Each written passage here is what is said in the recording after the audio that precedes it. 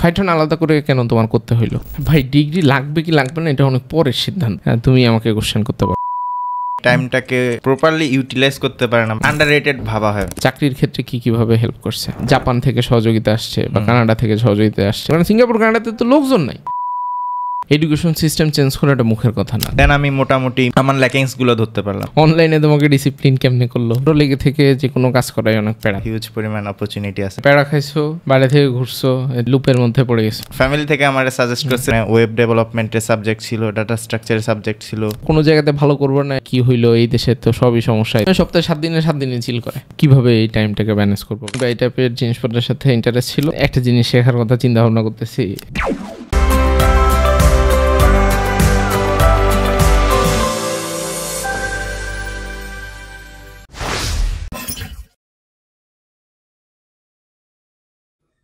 আচ্ছা, তো আজকে আমাদের সাথে আছে অন্তু ভাই।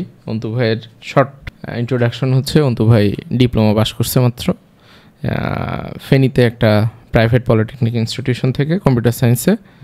তো তোমার কাছে প্রথম কোশ্চেন সেটা হচ্ছে, এই যে ডিপ্লোমাতে 4 বছর ধরে যা পড়ছো, এখন তো চাকরি বাকরি করো, জি ভাই, কি কি কাজে লাগছে? প্রত্যেকটা জিনিসই ভাই আমার মনে হয় কাজে লাগছে। বাংলাদেশে আসলে ডিপ্লোমাটা খুবই আন্ডাররেটেড, বাট ওখানে যা শেখানো হয়, ওখানে আমাদেরকে কম্পিউটার সায়েন্স টেকনোলজিতে যা শেখানো হয় সব কিছুই মোটামুটি ফাইট্রন কোর্সেও আছে। পাশাপাশি আমাদের ইন্ডাস্ট্রির সব ক্ষেত্রেই কাজে লাগতেছে। যেমন আমাদের ওখানে ওয়েব ডেভেলপমেন্টের সাবজেক্ট ছিল, ডাটা স্ট্রাকচারের সাবজেক্ট ছিল, দেন সিস্টেম ডিজাইনের সাবজেক্ট ছিল, ডাটাবেস ম্যানেজমেন্টেরও সাবজেক্ট ছিল। প্রত্যেকটা জিনিসই আমি এখন চাকরি ক্ষেত্রে কাজে লাগাতে পারছি, বা আমার যে বেসিক নলেজটা হয়েছে তা এখন আমার কাজে লাগতেছে আরও কিছু নতুন কিছু শেখার ক্ষেত্রে। আচ্ছা, আমি কোশ্চেনটাকে আর একটু সবার জন্য ক্লিয়ার করে দিই। অনেকে ভাবতে পারে যে এই কোশ্চেন দিয়ে আমি যেটা বুঝাইতে চাইছি যে ইনস্টিটিউশনে পড়াশোনার কোনো প্রয়োজন নেই বা একাডেমিক। মূল বিষয়টা হচ্ছে কারিকুলাম সব জায়গাতে খুবই ভালো, কারণ কারিকুলাম যারা তৈরি করে মোটামুটি জ্ঞানী লোকজনরা একসাথে বসে একটা কারিকুলাম তৈরি করা হয়। তো কারিকুলাম নিয়ে তো মূল সমস্যা না, মূল সমস্যাটা হয় যে ওখানে যারা পড়ায় তারা ঠিকঠাক মতো জিনিসটা ডেলিভার করতে পারতেছে না, বা শেখানোর জায়গাটাতে তারা কতটুকু ইফেক্টিভলি করতে পারতেছে, এই টাইপের একটা জিনিস। তো সেই জায়গাটা থেকে তুমি তোমার পলিটেকনিকের জার্নি থেকে যেটা শিখছো এবং ফাইথনের ভিতরে যা শিখলা, সেটার ভিতরে তুমি মানে ফাইথন আলাদা করে কেন তোমার করতে হইলো? কারণ ওখানে যে কারিকুলাম আছে তো ফাটাফাটি কারিকুলাম, এটা নিয়ে তো কোনো মাথা ব্যথা নাই কারণ। হ্যাঁ, ফাইথনে ভাইয়া আমার আসার মেইন কারণটা হচ্ছে একটা ডিসিপ্লিনের মধ্যে থেকে কোনো কিছু শিখা। আসলে ফাইথনে আসার আগে থেকেও আমি মোটামুটি ইউটিউব থেকে হালকা শিখা শুরু করছিলাম। আমি HTML CSS নানা ধরনের জিনিস, বেসিক প্রোগ্রামিং ওগুলো শিখতেছিলাম। বাট একটা যে ডিসিপ্লিনের মধ্যে থেকে যে শিখাটা, ওটা আমার মধ্যে ল্যাকিংস ছিল। আমি একদিন করতেছি, দ্বিতীয় দিন একটা গ্যাপ নিতেছি। তুমি তোমার এই যে পলিটেকনিক ইনস্টিটিউশনে রেগুলার যাইতে না? ডেফিনেটলি হয়ে যায়। তাহলে ওখানে ডিসিপ্লিন হয় নাই কেন? ওখানের আসলে বন্ধু বান্ধবদের সাথেই দেখাটা বেশি হইতো। আচ্ছা, বাট মানে নিজের জন্য সময় বার করে ডেডিকেটলি ভাবে শেখার যে ডিসিপ্লিনটা দরকার, ওটা আসলে আমি মানে একা একা ম্যানেজ করতে পারতেছিলাম না। তো ওখান থেকে খোঁজা শুরু করে পাইথনের কাছে আসা আর কি। আচ্ছা, এখানে সে ডিসিপ্লিন তুমি কেমনে পাইলা? কারণ তুমি তো আমাদের এখানে কোনো ফিজিক্যাল বা অফলাইনে কোনো অ্যাক্টিভিটি নেই, সব অনলাইনে তোমাকে ডিসিপ্লিন কেমনে করলো ফাইথন? আমিও জানি না, আসলে জানি না, কারণ ফাইথন টিম ইন্ডিপেন্ডেন্টলি চলে। আমি হয়তো অল্প স্বল্প জানি, but most of the decision Imdad ভাই এবং ফাইথনের পুরো টিম মিলে নেয় আর কি। ফাইথনে ডিসিপ্লিন আসলে প্রত্যেকটা জায়গাতেই ছিল। আমি ঢোকার আগে একটা সিদ্ধান্ত ছিল যে জব পাই বা না পাই অন্য কিছু, বাট ফাইথনের কোর্সটা ডেডিকেটলিভাবে শেষ করতে হবেই। কারণ কি? কারণ আসলে এর আগেও আমি অনেক জায়গায় শিখার ট্রাই করছি, লেগে থাকার যে ব্যাপারটা ছিল ওটা একটু ল্যাকিংস ছিল। কীরকম? যেমন আমি আরও একটা অফলাইন ইনস্টিটিউটে ঢুকছিলাম ওয়েব ডেভেলপমেন্ট শেখার জন্য, বাট ওখানে আসলে কন্টিনিউ করতে পারিনি। কারণ একদিন যাইতাম, দ্বিতীয় দিন হয়তো যাইতাম না, বা ওনারা যে এই স্টাইলে লেকচারগুলো দিতেছে আমার কাছে একটু বোরিং লাগতো, এই জন্য কন্টিনিউ করা হয় নাই। তো এগুলো থেকেই মেনলি আমার ফাইথনে আসা। দেন ফাইথনে time to time module release, exam না দিলে আবার এক্সামের একটা ডেডলাইন আছে, মার্ক আছে। আমার সবসময় টার্গেট থাকতো যে 100 মার্কের আমার এক্সাম দিতেই হবে, এবং আমার আসলে আমি প্রাউডলি বলতে পারি যে আমার কোনো দিন এই ডেডলাইন মিস যায় নাই এখন পর্যন্ত। আচ্ছা, তার মানে তুমি এখানে সেটা সিস্টেমের ভিতরে পড়ে গেছো? জি ভাই। সিস্টেমের ভিতরে পড়ে গেলে ধরো তোমার কোনো দিন যদি মন না চাই, তাহলে সেটাকে তুমি সেটাও আসলে তোমার কাছে খুব বেশি একটা গুরুত্ব পাচ্ছে না আর কি, যে ভাই এখানে আজকে যদি এক্সামটা না দিই, আজকে যদি এটা শেষ না করি তাহলে আমি পিছিয়ে পড়বো, আমি তো সবার থেকে পিছিয়ে যাবো, এই টাইপের একটা জিনিস, তাই তো? জি ভাইয়া। তার পাশাপাশি আরও একটা জিনিস ছিল, আমার ফাইট্রনে আমি আসলে একা ভর্তি হই না, আমার আরও অনেকগুলো ফ্রেন্ডই ভর্তি হয়েছিল, মোটামুটি আমরা 5-6 জনের মতো ভর্তি হয়েছিলাম। তো আমার একটা মাইন্ডসেট ছিল যে সবাই থেকে আগে থাকতে হবে, আমাকে ডেফিনেটলি ফিনিশ করতে হবে। সবার থেকে কি আগে ছিল? মোটামুটি ছিলাম। আচ্ছা, তার মানে তোমার থেকেও আগানো এক দুইজন ছিল বলা যায়, নাকি সেম লেভেলে ছিল? আসলে ওইভাবে যদি বলতে চান তাহলে ফাইট্রনে যে লিডার বোর্ডটা আছে ওখানে সফটওয়্যার ডেভেলপমেন্ট র্যাকে মানে আমি এখনো 1 নাম্বারেই আছি, ব্যাচ 4-এ। আচ্ছা আচ্ছা। তো মনে হয় না ওই দিক থেকে ওরা আগে ছিল, বাট ডেফিনেটলি ওরা অনেক দিকে আগে আছে। আচ্ছা, তো এমনিতে তো এই যে প্রবলেম সলভিং, কম্পিটিটিভ প্রোগ্রামিং বা এটা সেটা, এটা তো খুবই ধরো কঠিন টাইপের, কাঠখোট্টা টাইপের জিনিসপত্র, তো তুমি মানে ডেডিকেটেডলি ধরো এটার মধ্যে ঢুকলা, কারণ কি? আসলে প্রত্যেকটা জিনিসই প্রথমে যখন আমরা ঢুকি তখন প্রথম দিক দিয়ে ইজি, আমরা খুব সহজে করতে পারি, দেন একটা সার্টেন টাইমের পরে লেভেল আপ হলে অনেকেই ছেড়ে দেয়। বাট আমার মানে কম্পিউটারটা বা প্রোগ্রামিং নিয়ে এটা আমার খুব আগে থেকেই ভালো লাগতো, যে কম্পিউটারে কিছু একটা করা বা প্রোগ্রামিং নিয়ে একটা মেনলি ওয়েব পেজ যখন দাঁড় হইতো ওই জিনিসটা আমার কাছে খুব ভালো লাগতো, যদিও তখন একটু বেসিক জিনিস বানাইতাম, ভিজুয়ালি দেখলে আমার কাছে খুব ভালো লাগতো। তো দেন এখান থেকে যখন আমি ফাইট্রনে আসি আস্তে আস্তে আস্তে আস্তে লেভেল আপ হইতে থাকে, চ্যালেঞ্জ আসতে থাকে, বাট ওই চ্যালেঞ্জের সাথে আমি ভিজুয়ালি আরও নতুন কিছু ইন্ট্রোডিউস করতে পারতেছি, ওই জিনিসটাও আমার কাছে অনেক ভালো লাগতো। তুমি ফাইট্রনের ভিতরে তো ধরো এমন জিনিস পড়তেছো যেটা ডিরেক্টলি ভিজুয়ালি দেখা যায় না, তো ভিজুয়াল জিনিসপত্র তো তুমি অল্প স্বল্প পাত্তা, তো সেটার সাথে এই যে তোমার বেসিক বা ফাউন্ডেশনাল নলেজটাকে কিভাবে ব্লেন্ড করলা, বা কিভাবে তোমার এইটা তোমার কাছে মনে হয়েছে যে আরও একটু ইফেক্টিভ মনে হচ্ছে?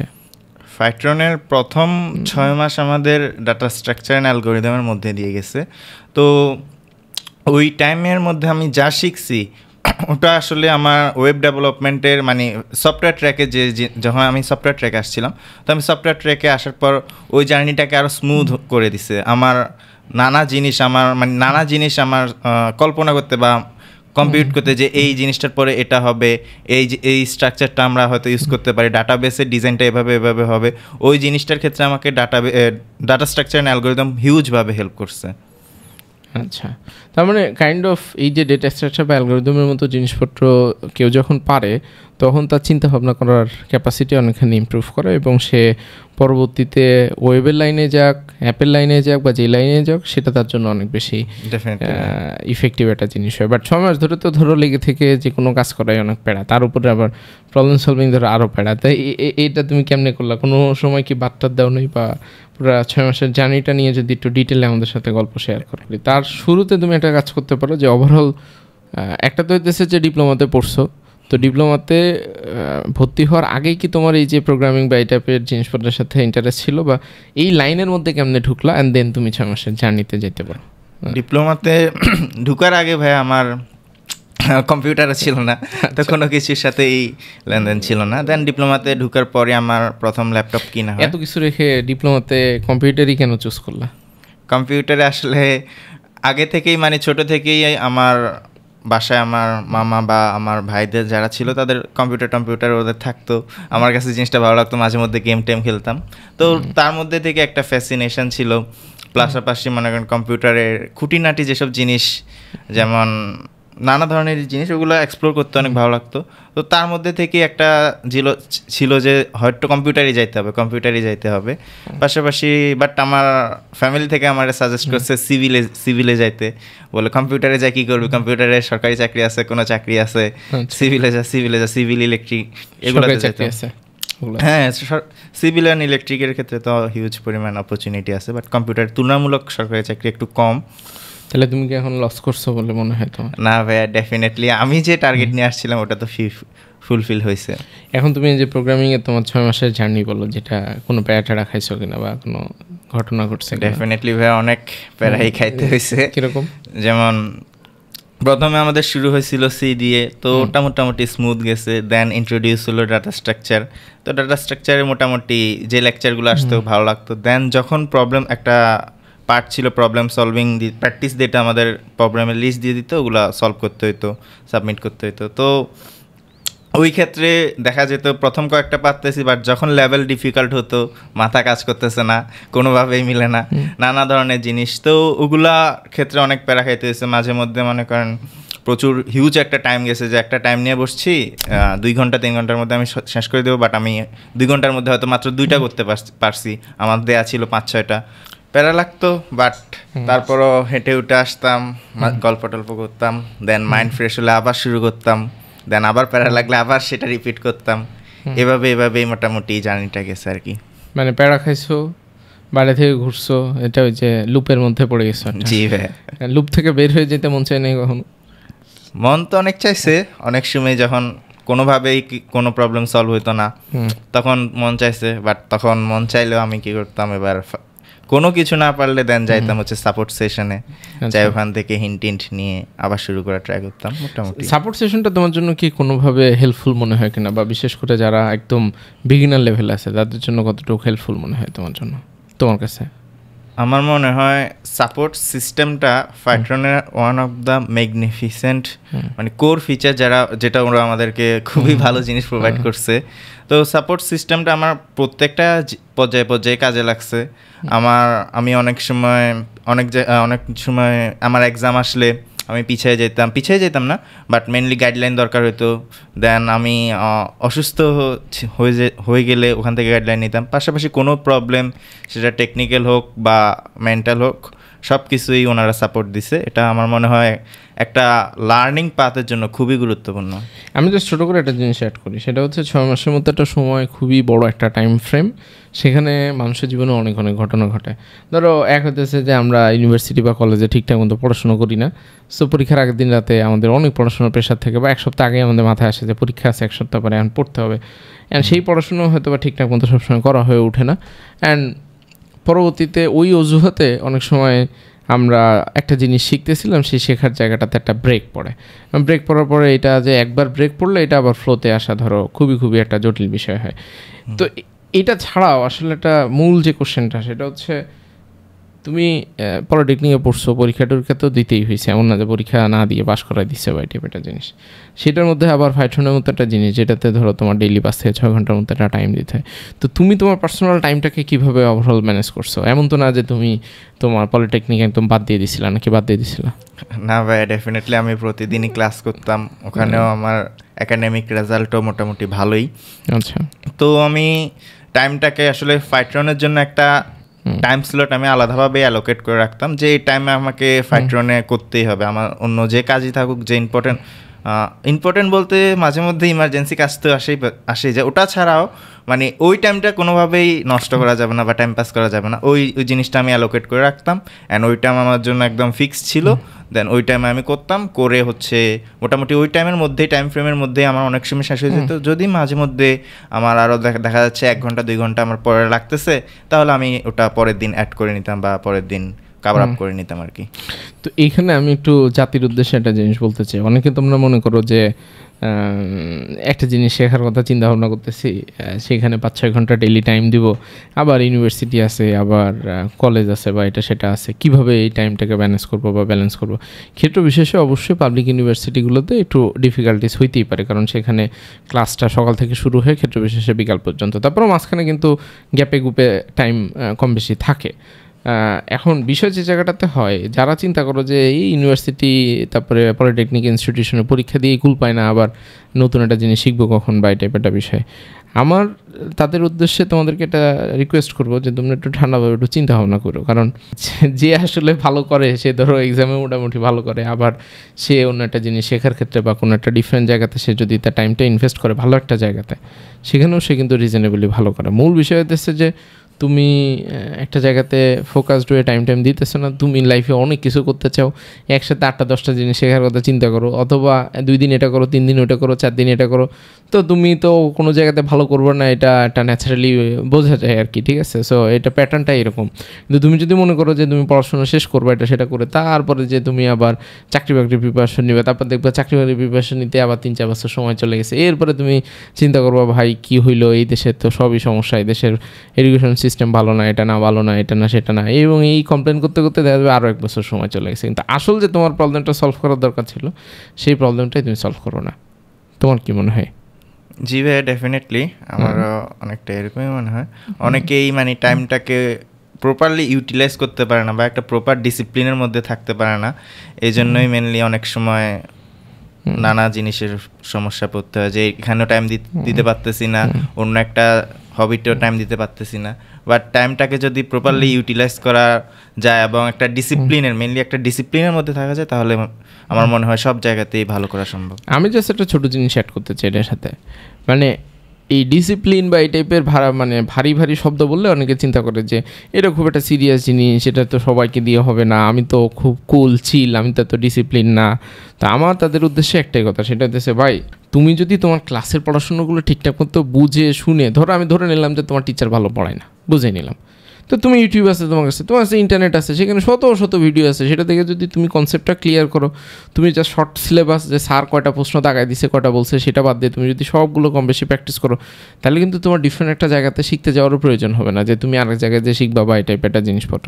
তুমি ক্লাসের পড়া ক্লাসে যদি ঠিকঠাক মতো পড়ো, তাহলে তোমার একাডেমিক জিনিসটাও রিজনেবলভাবে শেষ হয়ে যাবে, আবার তুমি এই যে চাকরির বাজারে যেও মোটামুটি একটা রিজনেবল জায়গাতে থাকবা। বাট তুমি যদি বিষয়টা এরকম হয় যে তুমি ক্লাসের পড়া ঠিকঠাক মতো পড়ো না, তুমি একটা জিনিস শিখতেও চাচ্ছ না, তুমি দোষ দিচ্ছ যে টাইম ম্যানেজমেন্ট এটা সেটা বুঝুম জিনিসপত্র, তাইলে আসলে তুমি আলটিমেটলি বিপদে পড়বো, এটা নিয়ে কোনো ধরনের ডাউট নেই। এটার জন্য ডিসিপ্লিন এটা সেটা ভাই বিষয় হতেছে, তুমি বিষয়টা তো এরকম যে তুমি এখন যেই সিচুয়েশনের মধ্যে আছো এটা তোমার স্টুডেন্ট লাইফ, এই সময়ের মধ্যেই তো তুমি প্রিপারেশন নেবা। পৃথিবীতে এমন কোনো শব্দ নাই যে চাকরি খোঁজার আগের লাইফ, চাকরি খোঁজার আগে আমি 2 বছর 3 বছর ধরে প্রিপারেশন নিব, তারপরে আমি চাকরি, মানে বিষয়টা তো এরকম না। তুমি এই এডুকেশনের জন্য যে আমরা 14-15 বছর বা 16 বছরের মতো টাইম ইনভেস্ট করি, এই টাইমটাই তো এই কারণে দেওয়া হয়েছে যে ভাই তুমি এটার মধ্যে প্রিপারেশন নেবে, দেন তুমি চাকরি বাকরিতে যাবো, এবং চাকরি বাকরিতে যাওয়ার আগে অল্প কিছু বেসিক ট্রেনিং নেওয়ার প্রয়োজন হতে পারে, সেটা তুমি কম বেশি নিবা। বাট তুমি যদি ধরে থাকো যে এখন এটা মানে এটা না যে তুমি চিল করবে না, মানে অনেকে আবার চিন্তা ভাবনা করে যে এরকম সিরিয়াস ইস্যুর মধ্যে গেলে চিল থাকে না লাইফে, তুমি কি চিল করো নাই? ডেফিনেটলি ভাইয়া, ডিসিপ্লিনের মধ্যে থাকছি, এর মানে এই তো না যে মজা করি নাই, প্রচুর আমরা বন্ধু বান্ধবদের সাথে ঘোরাঘুরি, আড্ডা, চিল সব কিছুই ভাইয়া লাইফে ছিল, পাশাপাশি এটাও ছিল। হ্যাঁ, মানে বিষয় যেটা হয়, যারা চিল করতে চায় তারা মনে হয় সপ্তাহে 7 দিনে চিল করে, দেন ভাই সব কিছু তো একটু কম বেশি বাড়াই কমাই তোমাকে স্যাক্রিফাইস কম্প্রোমাইজ করে চলতে হবে। তুমি একসাথে লাইফে তো সব কিছু চাইতে পারো না, হয়তো বা তুমি পড়াশোনার পাশাপাশি ডিফারেন্ট একটা জিনিস যদি শেখা বা জানা স্টার্ট করো, তখন তোমার যেটা হবে ক্ষেত্র বিশেষে আগে সপ্তাহে 7 দিনই চিল করতে, এখন হয়তো বা 2-3 বা 3 দিন করবা, কিছু একটা তো কম্প্রোমাইজ করবা। তুমি সব কিছু যদি লাইফে ঠিক রেখে তুমি তোমার লাইফে একটা ভালো আউটপুট চাও, তো এটা তো হইলো না আসলে, তাই না? এখন তোমার কাছে যে জিনিসটা জানার চেষ্টা করি সেটা হচ্ছে প্রবলেম সলভিং তো করলা, প্রবলেম সলভিং করার পর এখন তো চাকরি বাকরি করতেছো, তো এই প্রবলেম সলভিংয়ের জিনিসটা বা ফাইথনের ভিতরে ডেটা স্ট্রাকচার বা অ্যালগরিদম যা যা শিখছো, সেটা তোমার চাকরির ক্ষেত্রে কীভাবে হেল্প করছে? এটা ভাই একদম হিউজভাবে আমাকে হেল্প করতেছে, আমার প্রত্যেকটা জায়গায় আমাকে হেল্প করতেছে। যেমন ডাটাবেস, আমার রিসেন্টলি একটা প্রজেক্টে আমাকে ডাটাবেস ডিজাইন করতে দিছে, তো ওখানে আমার কিভাবে স্কিমা অপটিমাইজেশন নানা ধরনের জিনিসপত্রগুলো করতে হবে, ওগুলোর ক্ষেত্রে আমাকে খুবই হিউজভাবে ডাটা স্ট্রাকচারগুলো হেল্প করতেছে, যে কোন স্ট্রাকচার ফলো করে আমরা রাখলে আমাদের রিপিটিটিভ ডাটা হবে না, নানা জিনিস আমি শিখতেছি। বাট প্রিভিয়াসলি যেগুলো শিখে আসছি ওগুলো একটা ফাউন্ডেশন ছিল, ওটা যদি আমার না জানা থাকতো তাহলে হয়তো আমি এর পরের স্টেজে আগেতে একটু ডিফিকাল্ট, বেটার ডিসিশন নিতে পারতেছো। জি ভাইয়া। আচ্ছা, এখন আজকে আমরা একটা ইন্টারেস্টিং জিনিস করি। রেকর্ডিং শুরু হওয়ার আগে আমি তোমার কাছে জিজ্ঞাসা করতেছিলাম যে কী নিয়ে ডিসকাশন করা যায়, তুমি বলছো যে তোমার আমার কাছে কিছু কোশ্চেন আছে, তুমি আমাকে কোশ্চেন করতে পারো, আমি তোমার অ্যান্সার দেওয়ার চেষ্টা করি, বলে ফেলো। আমার সর্বপ্রথম কোশ্চেনটা ভাইয়া এটা হইতে পারে যে আসলে ডিপ্লোমাটাকে বুঝছেন মানে আন্ডাররেটেড ভাবা হয়, প্রচুরভাবে আন্ডাররেটেড ভাবা হয়।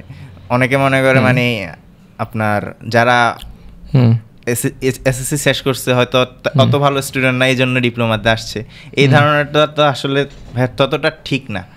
কারণ আমার যত বন্ধু বান্ধব আছে সবাই মোটামুটি খুবই ট্যালেন্টেড, এক্সট্রাঅর্ডিনারি। তো সেক্ষেত্রে এই ধারণাটাকে চেঞ্জ করার জন্য এটা কি বাংলাদেশে কোনো সিস্টেমে পরিবর্তন করা দরকার, বা আমাদের এডুকেশন সিস্টেমে পরিবর্তন করা দরকার, নাকি এই জিনিসটা আসলে স্টুডেন্টের মধ্যেই ল্যাকিংস আছে? কি মনে হয় আপনার? আমার কাছে মনে হয় যে ধরো প্রথমত পরিবর্তনের বিষয়টা, তুমি এডুকেশন সিস্টেম চেঞ্জ করা একটা মুখের কথা না, কারণ আমরা এমন একটা দেশে থাকি 180 মিলিয়ন, মানে 180 মিলিয়ন অথবা 200 মিলিয়ন মানে 18-20 কোটির দেশে একটা মানুষে আমরা থাকি, সেখানে একটা ডিসিশন চাইলেই আমরা ওভার দ্য নাইট চেঞ্জ করে ফেলতে পারি না, সেটা চেঞ্জ করতে হইলে অনেকগুলো, এবং এখানে আমরা আসলে হয় কি অনেক শ্যালো লেভেলের চিন্তা ভাবনা করি, তো নিচে তো ডিপার লেভেল অনেকগুলো জিনিসপত্র আছে। আমি কারেন্ট কনটেক্সট দিয়ে যদি একটা জিনিস বোঝানোর চেষ্টা করি, ফর এক্সাম্পল ধরো আমরা এখন কি হয়, আমি যদি এই বিষয়ে এক্সপার্ট না, আমি জাস্ট আমার জেনারেল নলেজ থেকে বলতেছি, এটাকে কেউ মানে খুব ফ্যাক্ট হিসেবে না নিলেই ভালো, it just my personal opinion, আগে থেকে একটু ডিসক্লেমার দিয়ে রাখি। ধরো এই যে বাংলাদেশ ব্যাংক না, অল ব্যাংকের কাছ থেকে বাংলাদেশ এখন লোন নিছে, অলরেডি লোন নিছে, আরও কিছু লোন নেওয়ার কথা চিন্তা করতেছে, সেটার কারণেই কিন্তু অল ব্যাংক বেশ কিছু অল ব্যাংক এবং IMF সম্ভবত দুইটা মিলাই লোন দিচ্ছে। সো IMF-এর কাছ থেকে যে লোনটা নিছে সেটার এগেনস্টে কিন্তু সে অনেকগুলো কন্ডিশন দিয়ে দিছে, যে এই যে এখন নতুন কিছু আইটেমের উপরে ভ্যাট বা আগে যে ভ্যাটগুলো ছিল সেগুলোকে ইনক্রিজ করা হচ্ছে, ট্যাক্সের পরিমাণ যাতে বাড়ানো যায়, এবং ইনফ্যাক্ট ব্যাংক থেকে যে লোনগুলো দেওয়া হয় লোনের ইন্টারেস্ট রেটও যাতে বাড়ানো হয়। এখন যখন তুমি টাকা নিবা তখন টাকা নেওয়ার সাথে সাথে কিছু লজিক জুড়ে দেবে যে এই জিনিসগুলো তোমার করতে হবে। মজার বিষয় হচ্ছে বাংলাদেশে কিন্তু এডুকেশন সিস্টেমের পিছনে দেশের বাইরে থেকে অনেক ধরনের সাপোর্ট আসে, টাকা পয়সা আছে। টাকা পয়সা কিন্তু মনে হয় যে ফ্রিতে দেয়, টাকা পয়সা দেওয়ার সাথে সাথে কিছু লজিক জুড়ে দেয়, সেটা আমরা বাইরে থেকে কেউ জানতেও পারি না, বুঝতেও পারি না, এবং সেখানে কিছু ধরনের মানে গুটিবাজি থাকে বাংলাদেশ ছেলে। কারণ তোমাকে তো এমনি মানুষজন টাকা পয়সা দিবে না, তোমার তো অবশ্যই চিপার মধ্যে ফেলবে, এবং সেই চিপা তুমি তোমার ইন্টেলিজেন্স ইউজ করে তোমাকে এটাকে ঠিকঠাক করতে হবে। কারণ ও তো টাকা দিছে, ওর কিছু সুবিধা আদায় করতে চায়, এখন তুমি সেটাকে কতটুকু চেক অ্যান্ড ব্যালেন্স করতে পারো। তো আমি চাইলেই তুমি দেখবে যে বেশ কিছু প্রাইমারি স্কুল বা বিভিন্ন জায়গাতে গেলে লেখা থাকে জাপান থেকে সহযোগিতা আসছে বা কানাডা থেকে সহযোগিতা আসছে, এটা সেটা আসছে। তো এগুলো তো ওরা ইনস্ট্যান্ট তো কিছু বেনিফিট চায় না, কিন্তু কিছু কন্ডিশন জুড়ে দেয়, যেটার কারণে তুমি চাইলেই একটা জিনিস হুট করে আজকেই আমার মনে হলো যে এডুকেশন সিস্টেমে সব চেঞ্জ করে ফেলবো, এটা চেঞ্জ করে ফেলবো, এটা মানে এত সহজ জিনিস আলটিমেটলি না। তাহলে কীভাবে আমরা পারসেপশনটাকে চেঞ্জ করতে পারি? পারসেপশন চেঞ্জ করার একটা ফান্ডামেন্টাল জিনিস হতেছে, তুমি যে ইনস্টিটিউশন থেকে বের হয়েছো, তোমরা বললা যে এই যে 5-6 জন বন্ধু মিলে তুমি এখন প্রোগ্রামিংটা তোমরা ভালো মতো শিখছো, তোমাদের কাজ হইতেছে ভালো ভালো জায়গাতে চাকরি বাকরি করা, এবং তোমাদের উচিত যে তুমি পারলে প্রত্যেক মাসে একবার করে তোমার ইনস্টিটিউশনে তোমাদের যারা ছোটো ভাই আছে তাদের সাথে কথাবার্তা বলবা, টাইম দেবা। এটার জন্য কোনো টাকা পয়সার বিষয় না, কিন্তু বিষয়টা হচ্ছে যে তুমি পার পেয়ে গেলা, বাট তোমার পরের যে জেনারেশনগুলো আছে তাদেরকে তো ধরো তোমার করার বিষয় আছে, ইন্সপায়ার করার বিষয় আছে, এবং তাদের জন্য তোমার অবশ্যই টাইম অ্যান্ড এফোর্ট, এটা ভলেন্টিয়ারি এফোর্ট, বাট এই যে তোমার এখন যে খারাপ লাগার বিষয়টা, এটা তো ওদের ক্ষেত্রেও আছে। তো তুমি ওদেরকে যদি গাইড করো, ওরা যদি ভালো শিখে, ভালো প্রোগ্রামিং সম্পর্কে জানে, সফটওয়্যার বা টেকনোলজি ইন্ডাস্ট্রি সম্পর্কে ভালো জানে, তখন কিন্তু ওরা ফিউচারে, এখন তোমরা 5 জন শিখছো, ওরা 10 জন শিখবে, এর পরের বার হয়তো 15 জন শিখবে, এইভাবে কিন্তু আস্তে আস্তে চেঞ্জটা আসবে। এবং আলটিমেটলি যারা এইসব এই যে ধরো বিভিন্ন ধরনের গ্রেডিং ক্যাটাগরি এটা সেটা পুচুং বাজুং বিভিন্ন জিনিসপত্র করে, এখন এটা ডিফারেন্ট সাবজেক্টের জন্য হয়তো বা ঠিকঠাক হইলেও হইতে পারে, বাট কম্পিউটার সায়েন্স বা সফটওয়্যার ইঞ্জিনিয়ারিং সম্পর্কে আমার যতটুকু ধারণা আছে তাতে আমার মনে হয় যে এগুলো নিয়ে র্যাঙ্কিং, কোন ইউনিভার্সিটিতে পড়ছে, কী করছে না করছে, এগুলোর সাথে খুব বেশি একটা কানেকশন নেই। মূল বিষয়টা হচ্ছে যে তুমি ফান্ডামেন্টালি একটা কোম্পানির প্রবলেম বা পারপাসটাকে তুমি সার্ভ করতে পারো না, এবং সেটা কত এফেক্টিভলি, কত এফিসিয়েন্টলি পুরো জিনিসটা তুমি করতে পারতেছো। এখন চেঞ্জ নিয়ে আসার আসলে মূল মন্ত্র একটা, যে তোমাদের নিজেদেরকে আগে চেঞ্জ হইতে হবে, এবং সেই চেঞ্জ হওয়ার জন্য আসলে ধরো অনেক বেশি এফোর্ট দিতে হবে, পরিশ্রম করতে হবে। এখন আমাদের তো কী হয় যে এটা তো তুমি একটা এডুকেশন সিস্টেমের একটা ছোট্ট প্রবলেমের কথা বললা, বাট এটা ছাড়াও পুরো দেশের মধ্যেই তো অনেক অনেক প্রবলেম, দেশের মধ্যেই তো অনেক প্রবলেম, দেশের সব সমস্যাকে একবারে সমাধান করা সম্ভব না। একটা খুব ছোট্ট এক্সাম্পল দিয়ে আমি একটু বোঝানোর চেষ্টা করি।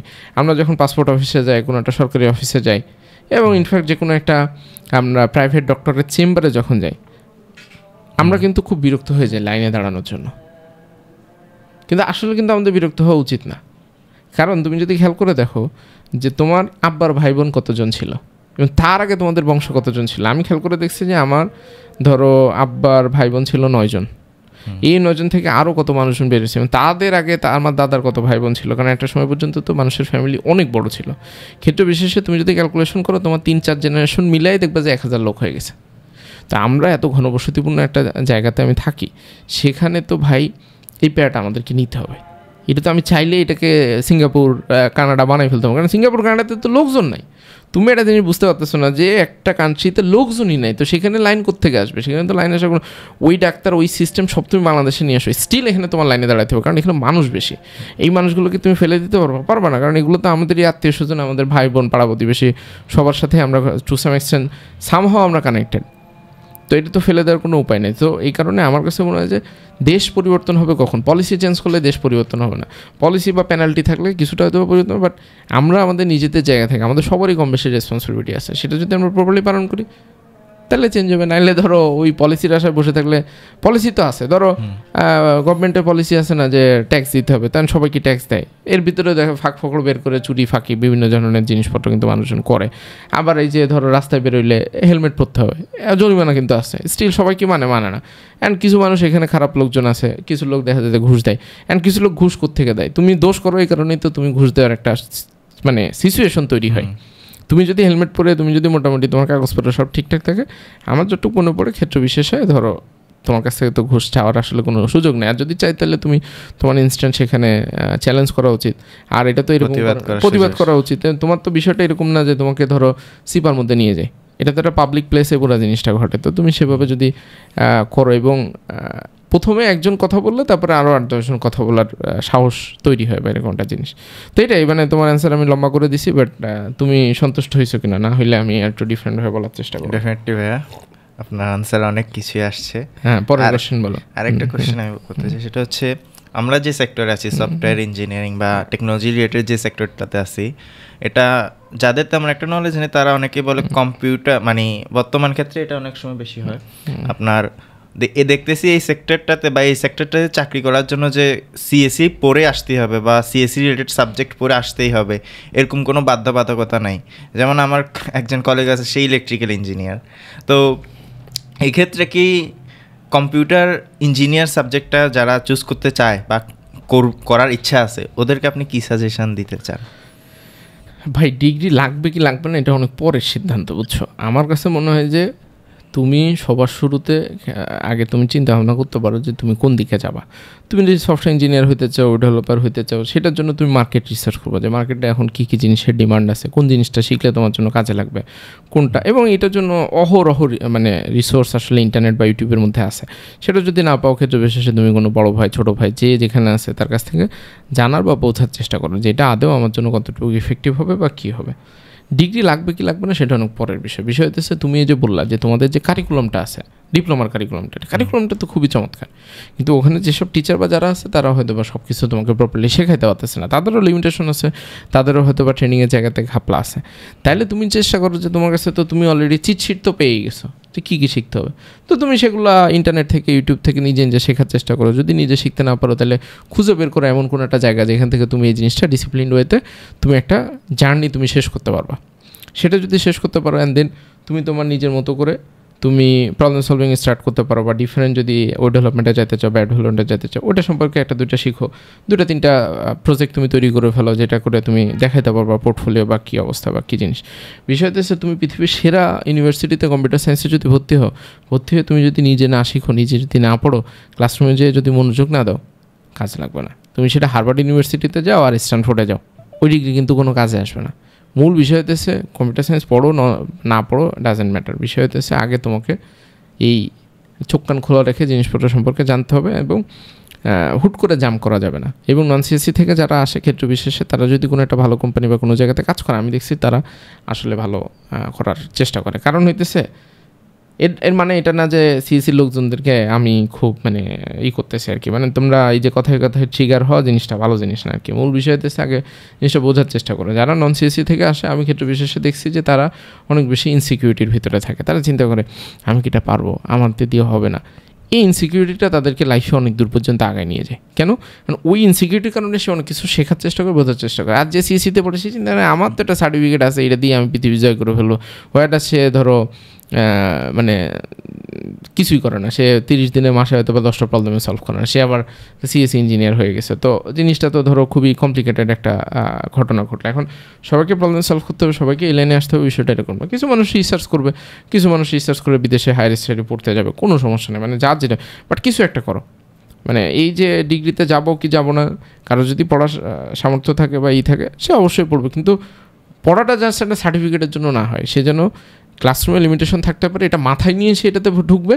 এবং অ্যাট দ্য সেম টাইম এটাও মাথায় রাখবে যে কম্পিউটার সায়েন্স আমি ক্লাসরুমে যেটা পড়বো সেটা দিয়ে আমার পুরোপুরি সাফিসিয়েন্ট হবে না, কারণ কম্পিউটার সায়েন্সের জিনিসটা বা এই যে সফটওয়্যার ইঞ্জিনিয়ারিং দুইটার ভিতরে কিছুটা ঘাপলা আছে আর কি। কারণ কম্পিউটার সায়েন্স একটা কারণে তৈরি করা, সেটার ভিতরে অনেক কিছু একাডেমিক জিনিসপত্র আসে। আর সফটওয়্যার ইঞ্জিনিয়ারিং লাইনে কিন্তু কিছু ডিফারেন্ট জিনিসপত্র এক্সপেক্ট করা হয়, যেটা আমার নিজে থেকে হয়তো বা শিখতে হবে। তো সেটা আমার নিজে থেকে শেখার কথা চিন্তা ভাবনা করে তারপরে এই সিএসসি লাইনে বা কম্পিউটার সায়েন্স সাবজেক্টে ভর্তি হওয়া ভালো। এবং আমি এই জিনিসটা বলে দিতে চাই, পৃথিবীর যে সাবজেক্টেই তুমি পড়ো, কোনো সাবজেক্টই আসলে সহজ না। যদি তুমি সেখানে ভালো করতে চাও, ভালো মতো বুঝতে চাও, সেটা তুমি বাংলাতে করতে চাইলেও বাংলাও আসলে অনেক কঠিন। বাংলা লেখা একটা কবিতা অনেক কঠিন, বাংলা লেখা একটা রচনা অনেক কঠিন। সেটা যদি তুমি বুঝে পাস করার জন্য পড়ার একটা জিনিস সম্পর্কে মানে বোঝা এবং ধরো করা, এটা নিয়ে যে মানে সাহিত্য চর্চা করা, যেমন যত বাংলায় হয়তো বা বড় বড় সাহিত্যিক বা কবি যারা আছে, আমি জানি না সবার আবার বাংলাতে মাস্টার্স অনার্স ডিগ্রি ছিল কিনা, এটা আমার জানা নেই। মানে আমি জানি না, হয়তো বা কাজী নজরুল বা থাকতে পারে, রবীন্দ্রনাথ বা এই টাইপের লোকজনে থাকতে পারে, আমি জানি না, হয়তো বা নাও নাই আর কি। কারণ অনেকে এটা তার ভালোবাসার জায়গা, সে নিজে থেকে, এবং এটার মানে কি তারা উপর থেকে মানে এটা পড়ছে বিষয় তো না, তারা প্রচুর পরিমাণে সাহিত্য নিজেরা চর্চা করছে, সাহিত্য চর্চা করছে, পড়ছে, জানছে, বুঝছে, তারপরে নিজেদের ভিতরে ওই জিনিসটা ওভার দ্য টাইম কিন্তু তৈরি হয়েছে। এটার মানে আবার এটা না যে একাডেমিক পড়াশুনো বাদ দিয়ে দিতে হবে। কারো যদি একাডেমিক দিয়ে হয়ে যায় ভালো, যদি না হয় তাহলে ডিফারেন্ট রাস্তা দেখতে হবে, এটাই হচ্ছে মূল বিষয়, বুঝছো? আর কোনো কোশ্চেন আছে? আমি ছোট্ট একটা জিনিস বলতে চাই ভাইয়া, ফাইট্রনের কোর্সটা আসলে আমাকে একাডেমিক জার্নিতে খুবই হেল্প করছে। আচ্ছা, না এটা অনেকেই বলছে আমাকে একাডেমিক জার্নিতে হেল্প করছে, কারণ আমরা ফাইট্রনের ভিতরে যেই সিলেবাসটা আছে সেটা মোটামুটি কম্পিউটার সায়েন্সের একটা মেজরিটি জিনিস কাভার এটার মধ্যে হয়ে যায়। তো যেহেতু মেজরিটি জিনিস কাভার হয়, আমি এরকম স্টুডেন্টের কাছেও শুনছি যে তারা বলছে যে ভাইয়া আমি জাস্ট পরীক্ষার আগের দিন রাতে প্রিপারেশন নিচ্ছি এবং আমি একদম ফুল মার্কস পাইছি এক্সামে, এবং আমাকে এটা আলাদা করে প্রিপারেশন বা পড়তেও হয়নি অনেক সময়। এটা হচ্ছে বিষয়। তো একাডেমিক জায়গাতে তোমাকে কীভাবে হেল্প করছে আর যদি একটু খুলে বলো একটু, তাহলে বুঝতে সুবিধা হবে। একাডেমিক জায়গাতে আমাকে অনেক জায়গা থেকে হেল্প করছে। যেমন আমাদের একাডেমিকে আপনার একটা ডিপ্লোমাতে একটা বই আছে, ডাটা স্ট্রাকচার অ্যান্ড অ্যালগরিদম, ওটা পুরোটাই যেটা আছে সেটাই পুরো কারিকুলাম এক্সটেন্ডেড ওয়েটে ফাইট্রনের মধ্যে আছে। দেন আমাদের আরেকটা বই আছে আপনার ডেটাবেস ডিজাইন, আমাদের ফাইট্রনেও ডেটাবেসের একটা পুরো ডেডিকেটেড কোর্স আছে। দেন ওয়েব ডিজাইনেরও একটা বই আছে আমাদের ডিপ্লোমাতে, ওটাও ফাইট্রনে আছে। তো ওইসব দিক থেকেও আমাকে অনেক হেল্প করছে। এবং মেনলি আমার এখনো মনে আছে, আমি 7th সেমিস্টারে হচ্ছে আপনার ডাটাবেস ডিজাইনের যে বইটা ছিল, ওটা মানে আমি ওটা 7th সেমিস্টারে ওঠার আগে আমার ফাইট্রনে ডাটাবেসের কোর্সটা শেষ হয়ে গেছে। তো আমি বইটা নিয়ে আমি উল্টাইছি, কিছুক্ষণ দেখতেছি যে সব মোটামুটি যেসব বেসিক জিনিস আছে বা মোটামুটি ফান্ডামেন্টাল সব জিনিস আমাকে ফাইট্রন থেকে শেখানো হয়েছে। আমার এই বইটা শেষ করতে 1 সপ্তাহ বা 2 সপ্তাহের বেশি সময় লাগার কথা না, কারণ মোটামুটি ডাটাবেসের বেসিক ফান্ডামেন্টালস রিভাইজ করছো? জি, জাস্ট রিভাইজ করে আমি এক্সামটা দিছিলাম, আর হালকা পাতলা একটু পড়ে গেছিলাম। বাট মেইনলি আমার মেজরিটি অফ দ্য পার্সেন্টেজ লার্নিংই ফাইট্রনের ডাটাবেসের কোর্সটা থেকেই হয়ে গেছিলো। তো অন্তু ভাই, তুমি যে এখন যে জবটাতে আসো সেটা প্রথমত তুমি কিভাবে পাইলা এবং কতদিন হইল, কী ধরনের কাজ করো? এবং ক্ষেত্র বিশেষে তো এটা একটা জিনিস হয় যে শুধুমাত্র প্রবলেম সলভিং করেও তো আবার চাকরি বাকরি হয় না, সাথে অ্যাডিশনাল কিছু জিনিসপত্র অনেক সময় শিখতে হয়। তো সেটাকে তুমি কীভাবে ম্যানেজ করছো বা ব্যালেন্স করছো? প্রথম আমি যে জবে ল্যান্ড করছি ওটা আসলে পাওয়াটা আমার জন্য খুবই একটা ডিফিকাল্ট জার্নি ছিল। আমি অনেক জায়গায় অ্যাপ্লাই করছি, বাট রেসপন্স পাচ্ছি না। কেন পাচ্ছি না? কোনো ইমপ্রুভমেন্টের জায়গা আছে কি না? দেন আমি আসলে আমার কোর্সটা ফাইট্রনের কোর্স শেষ হওয়ার পর একটা জার্নি থাকে আপনার জব প্লেসমেন্টের। তো ওটার আগে থেকে আমার কোর্স শেষ হওয়ার পরে থেকে আমি অ্যাপ্লাই করা শুরু করছি।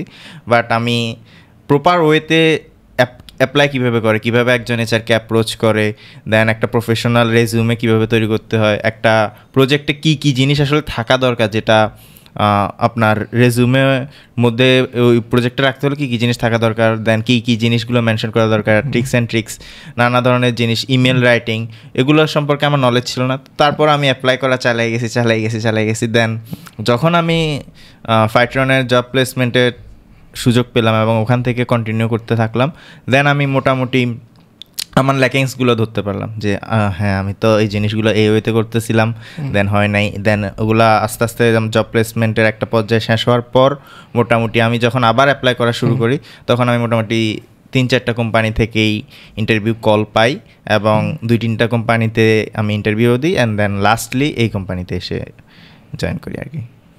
আচ্ছা, এই কোম্পানিতে এখন কী নিয়ে কাজ করো? এই কোম্পানিতে এখন আমাদের জ্যাঙ্গো নিয়ে কাজ হচ্ছে, জ্যাঙ্গোর ব্যাক এন্ড নিয়ে কাজ হচ্ছে, এবং এটা মোটামুটি একটা স্টার্ট আপ কোম্পানি। আসলে আমাকে রোল স্পেসিফিক কোনো কাজ দেওয়া হচ্ছে না, আমাকে মোটামুটি সব কিছুই করতে হচ্ছে। দেখা গেছে ফ্রন্ট এন্ডটাও হ্যান্ডেল করতে হচ্ছে, ডাটাবেসটাও হ্যান্ডেল করতে হচ্ছে, অনেক সময় ব্যাক এন্ডটা তো মেইনলি আমার ফোকাসই। বাট মোটামুটি ওভারঅল একটা সফটওয়্যারের ফুল লাইফ সাইকেলেই যখন যেখানে কাজ আসতেছে সবই করতে হইতেছে। সেটা তুমি এনজয় করতেছো কিনা? ডেফিনেটলি ভাইয়া, হিউজ চ্যালেঞ্জেস আসতেছে এবং চ্যালেঞ্জগুলো সলভ করার মধ্যেই আমি একটা মজা খুঁজে পাচ্ছি। আচ্ছা, তো যারা আসলে যে নতুন প্রবলেম সলভিং বা প্রোগ্রামিং স্টার্ট করতে চায় তাদের উদ্দেশ্যে তোমার যদি 3টা টিপস বলতে চাও তাহলে কি বলবো? যারা স্টার্ট করতে চায়, প্রথমটা হচ্ছে বিশেষ করে তোমার ডিপ্লোমার ছোট ভাইদের উদ্দেশ্যে বলো, তাহলে আরও বেটার। ডিপ্লোমার ছোট ভাইদের আসলে বলা অ্যাডভাইস থাকবে হচ্ছে, আমাদের ডিপ্লোমাতে প্রথম যে কয়েকটা সেমিস্টার থাকে ওটা মেনলি নন ট্যাক্স সাবজেক্ট বেশি থাকে, দেন 4 সেমিস্টার পরে আমাদের ট্যাক্স সাবজেক্টগুলো আসতে থাকে। তো তখন যদি তুমি ওই সাবজেক্টগুলো যদি কলেজে পড়ে বুঝতে পারো তাহলে তো বেস্ট। যদি না বুঝতে পারো তুমি কোনো কোর্স করতে পারো, বা ইউটিউবে অনেক হিউজ রিসোর্স আছে, ওগুলো দেখতে পারো। দেন ওখানেও যদি তুমি কনসিস্টেন্ট থাকতে হবে, ওখানে যদি তুমি কনসিস্টেন্ট এবং ডিসিপ্লিনটা মেনটেন না করতে পারো তাহলে হয়তো অন্য ফাইট্রন বা অন্য কোনো যে কোনো একটা কোর্স তুমি করতে পারো। তাহলে হবে এটা কি, যখন তুমি আসলে আমি কোর্সে ভর্তি হয়েছি মেবি আমি 6 সেমিস্টার থাকাকালীন, বাট এটা যদি আমি আরও 2 সেমিস্টার আগে হইতাম তাহলে আমার জন্য হয়তো আরও অনেক প্লাস পয়েন্ট হইতো। কেন প্লাস পয়েন্ট হইতো? কেন 2 সেমিস্টার আগে করলে? 2 সেমিস্টার আগে করলে আসলে আমি হয়তো প্রবলেম সলভিং ক্লাবটা চুজ করতাম, বাট আমি যে টাইমে চুজ করছি অ্যাডমিশন নিছি, দেন এর ঠিক 1 বছর পরেই হচ্ছে আমার ডিপ্লোমাটা শেষ হয়ে যাবে। তো আমি দেখলাম যে আমি যদি এখন প্রবলেম সলভিং ক্লাবটাতে যাই তাহলে হয়তো আমার ডিপ্লোমা শেষ হলে আমি সাথে সাথে একটা জব ল্যান্ড করতে পারবো না। তো সেই ক্ষেত্রে আমি এবার সফটওয়্যার ডেভেলপমেন্ট ট্র্যাকে গেছি, বাট আমার প্রবলেম সলভিংটাও খুব ভালো লাগতো এবং আমি এলিজেবল ছিলাম ওই ক্লাবে যাওয়ার জন্য। বাট আলটিমেটলি আমি আমার আলটিমেট উদ্দেশ্যই ছিল একটা জব সিকিউর করা at the end of my diploma. একদম ওই জিনিসটা করার জন্য আমি সফটওয়্যার ডেভেলপমেন্ট ট্র্যাকে আসি। বাট তুমি যদি 4th সেমিস্টারে থেকে শুরু করো তাহলে তোমার হাতে আরও একটা হিউজ টাইম থাকবে, আরও 1 বছর বেশি পাবা। তখন তুমি প্রবলেম সলভিং ট্র্যাকে যাইতে পারো বা প্রবলেম সলভিং করতে পারো, নানা জায়গায় এক্সপ্লোর করতে পারো আর কি। রাইট। তো ধন্যবাদ অন্তু ভাই, তুমি খুব চমৎকার আজকে ডিসকাশন হইলো এবং আজকের ডিসকাশনে বিশেষ কঠিন জিনিসপত্র ছিল না। আজকে আমরা গল্প করছি, অন্তু ভাই আমাকে কোশ্চেন করছে, আমি অন্তু ভাইকে 1-2টা কোশ্চেন করছি। বাট এই ডিসকাশনের আলটিমেট মূল উদ্দেশ্যটা এটা যে তুমি কিছু একটা করো আর কি, আইদার সেটা প্রবলেম সলভিং হতে পারে অথবা তুমি যে কোনো একটা টেকনোলজি ফিল্ড চুজ করো, বাট কিছু একটা করো। শুধুমাত্র নামে মাত্র কম্পিউটার সায়েন্সে ভর্তি হয়ে গেছো এইটার ভিতরে বসে না থাকাটাই ভালো। এবং বিশেষ করে যারা নন টেক বা নন সিএসি ব্যাকগ্রাউন্ডের আসো তারা কম বেশি হয়তো বা প্রোগ্রামিং সম্পর্কে জানো, বুঝো, বা হয়তো বা কিছুটা ওয়েব ডেভেলপমেন্ট পারো, কিছুটা অ্যাপ ডেভেলপমেন্ট বা কিছু একটা পারো, তাদের জন্য আমার কাছে মনে হয় যে আমি সবাইকে একটা খুব চমৎকার সাজেশন দেয়, সেটা হচ্ছে তুমি python.ioর ভিতরে ঢুকবা। এখানে একটু নিচের দিকে আসলে পাইথনের পুরো সিলেবাসটা পাবলিকলি ওপেন আছে। এই সিলেবাসটা কপি করে চ্যাটজিপিটির কাছে দিয়ে বলবা যে এটা তুমি 6 মাসে শিখতে চাও, কেমনে শেখা যায়। এইটাও যদি তুমি নিজে করতে পারো, মানে তোমাকে এই 6 মাসের এই অনলাইন বুট ক্যাম্পের মধ্যে না ঢুকলেও চলবে, অ্যাবসলিউটলি ফাইন। তুমি ওই আউটলাইনটা দেখে তুমি নিজে নিজে করার চেষ্টা করো এবং চেষ্টা করো যে মোটামুটি 6 মাসে 200-250 প্রবলেম সলভ করার। তখন কিন্তু তার চোখ কান খুলবে এবং তার চিন্তাভাবনার দরজা অনেকখানি ওপেন হবে। এবং আউটলাইনটা যেহেতু পাবলিকলি আছে, এটা দেখে আমি নিজে নিজেও যদি শেখার কথা চেষ্টা করি তাও অ্যাবসলিউটলি ফাইন। যদি ওই ডিসিপ্লিনের ভিতরে না ঢুকতে পারো তখন তোমার আসলে প্রফেশনাল একটা সাপোর্ট নেওয়াটাই একটা ভালো সিদ্ধান্ত বলে আমার মনে হয় আর কি। এখন সবশেষে তুমি অন্তু ভাই কিছু অ্যাড করতে চাও কিনা? আমি বলতে চাই আসলে কিছু একটা ডেফিনেটলি রাকিব ভাই যেটা বলছে খুবই ভালো একটা কথা বলছে, কিছু একটা শুরু করো। সেটা যে প্রোগ্রামিংই হইতে হবে এমনটা না, ডিপ্লোমা কম্পিউটার সায়েন্সে ভর্তি হলে যে শুধু প্রোগ্রামিংই করতে হবে এমনটা না। অনেক অনেক অনেক সেক্টর আছে আমাদের কম্পিউটারে। আসলে ক্যারিয়ার চুজ করার মতো সেক্টর অনেকগুলো আছে, যেটা তোমার ভালো লাগে সেটা স্টার্ট করো, বাট একটা রিজনেবল টাইম নিয়ে স্টার্ট করো যাতে তোমার হাতে 2 বছর ডিপ্লোমা স্টুডেন্টের জন্য একটু বায়াসডভাবে বলতেছি, বাট ডিপ্লোমাদের ক্ষেত্রে 4 বছর সময় থাকে। তো মোটামুটি 2 বছর বা 3 বছর হাতে একটা টাইম নিয়ে যদি শুরু করতে পারো, আমার মনে হয় ডিপ্লোমা শেষ হওয়ার পরে একটা জব সিকিউর করা কঠিন কিছু না।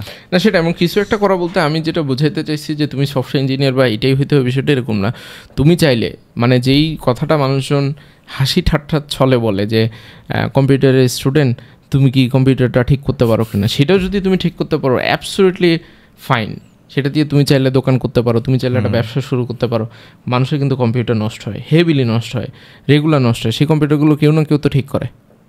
তো সেটা যদি কেউ স্টার্ট করে, সেটাতে যদি এটা ব্যবসা হয়, মানে এটা তো হাসি ঠাট্টার কোনো কিছু নেই এবং এটাকে কোনোভাবে ছোটো করে দেখার কোনো সুযোগ নেই যে কম্পিউটার মেকানিক ভাই, কম্পিউটার এর কি যে কেউ রাস্তা থেকে উঠে এসে কি কেউ একটা কম্পিউটার ঠিক করতে পারে? এটা তো তার অবশ্যই স্কিলের প্রয়োজন, তার নলেজের প্রয়োজন, তার একটা অভিজ্ঞতার প্রয়োজন।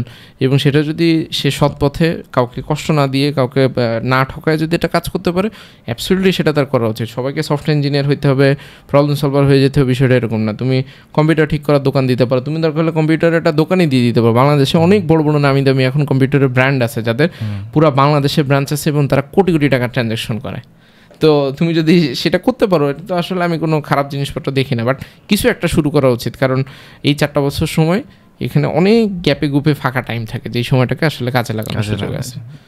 তো অন্তু ভাই, আবারও তোমাকে ধন্যবাদ আমাদের সাথে আজকে এই গল্প করার জন্য, আসার জন্য। যাই হোক, আজকের মতো এখানেই বিদায়।